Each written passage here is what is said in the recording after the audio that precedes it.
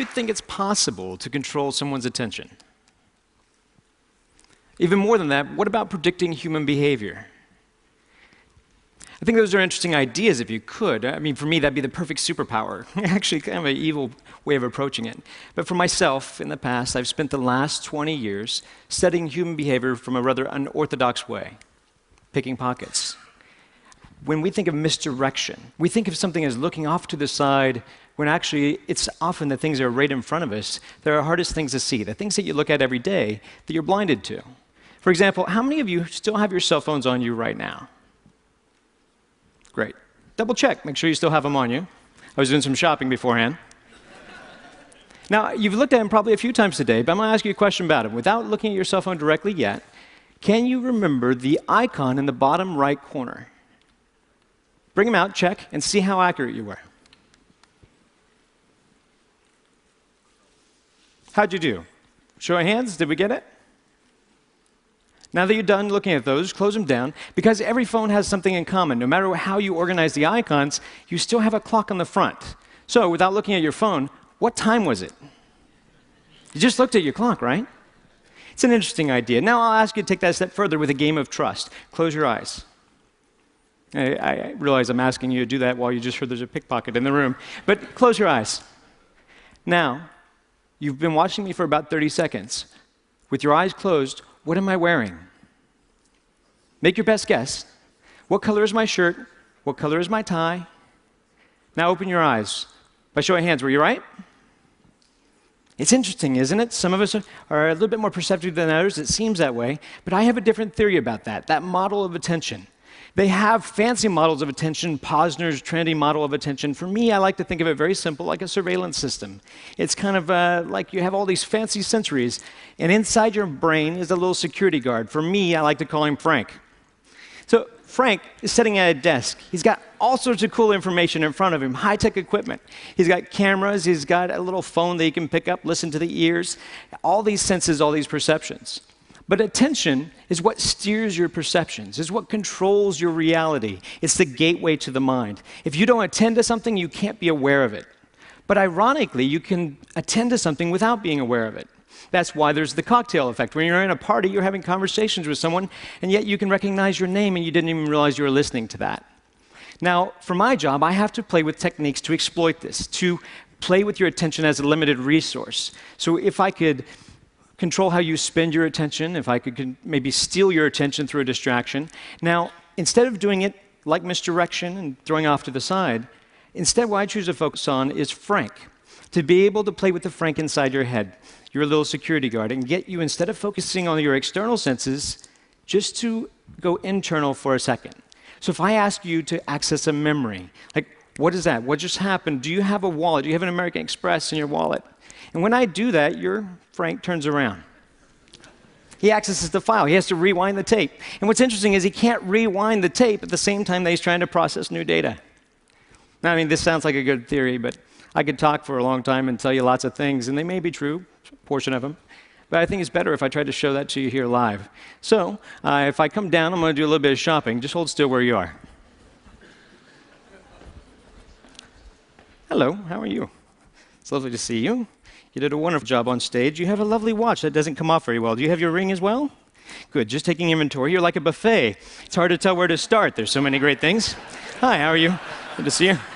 Hi, sir, could you stand up for me, please? Just right where you are. You're married. You follow the directions well. That's nice to meet you, sir. You don't have a whole lot inside your pockets. Anything down by the pocket over here? Hopefully so. Have a seat. There you go. You're doing well. Hi, sir. How are you? Good to see you, sir. You have a ring, a watch. Do you have a wallet on you? Well, we'll find one for you. Come on up this way, Joe. Give Joe a round of applause. Come on up, Joe. Let's play a game.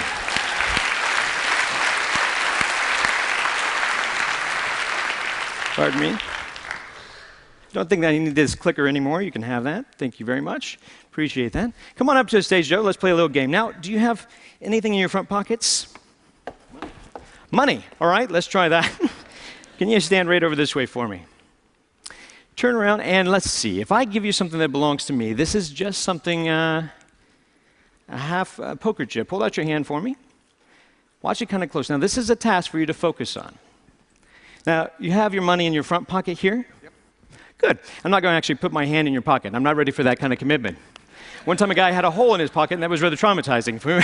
I was looking for his wallet, and he gave me his phone number. It was a big miscommunication. So let's do this simply. Squeeze your hand. Squeeze it tight. Do you feel the poker chip in your hand? I do. Would you be surprised if I could take it out of your hand? Say yes? Very. Good. Open your hand. Thank you very much. I'll cheat if you give me a chance. Make it harder for me. Just use your hand. Grab my wrist, but squeeze. Squeeze firm. Did you see it go? No. No, it's not here. Open your hand. See, while we're focused on the hand, it's sitting on your shoulder right now. Go ahead and take it off. Now, let's try that again. Hold your hand out flat. Open it up all the way. Put your hand up a little bit higher, but watch it close there, Joe. See, if I did it slowly, it'd be back on your shoulder. Joe, we're going to keep doing this till you catch it. You're going to get it eventually. I have faith in you. Squeeze firm. Squeeze. You're human. You're not slow. It's back on your shoulder. You were focused on your hand. That's why you were distracted. While you were watching this, I couldn't quite get your watch off. It was difficult. Yet you had something inside your front pocket. Do you remember what it was? Money? Check your pocket. See if it's still there. Is it still there? Oh, that's where it was. Go ahead and put it away. We're just shopping. This trick's more about the timing, really. I'm going to try to push it inside your hand. Put your other hand on top for me, would you? It's amazingly obvious now, isn't it? It looks a lot like the watch I was wearing, doesn't it? That's pretty good. That's pretty good. Oh, thanks. But it's only a start. Let's try it again a little bit differently. Hold your hands together. Put your other hand on top. Now, if you're watching this little token, this obviously has become a little target. It's like a red herring. If we watch this kind of close, it looks like it goes away. It's not back on your shoulder. It falls out of the air, lands right back in the hand. Did you see it go? It's funny. Got a little guy, he's union. He works up there all day. If I did it slowly, if it goes straight away, it lands down by your pocket. I believe, is it in this pocket, sir? No, don't reach in your pocket. That's a different show.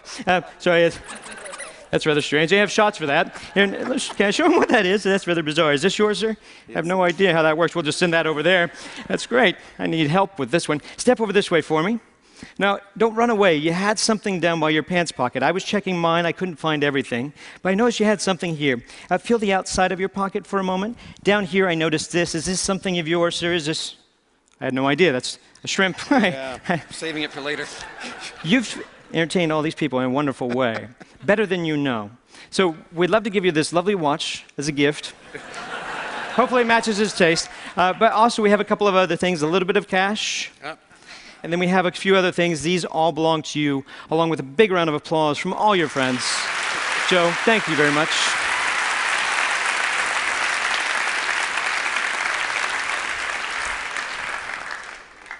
So, same question I asked you before, but this time you don't have to close your eyes. What am I wearing?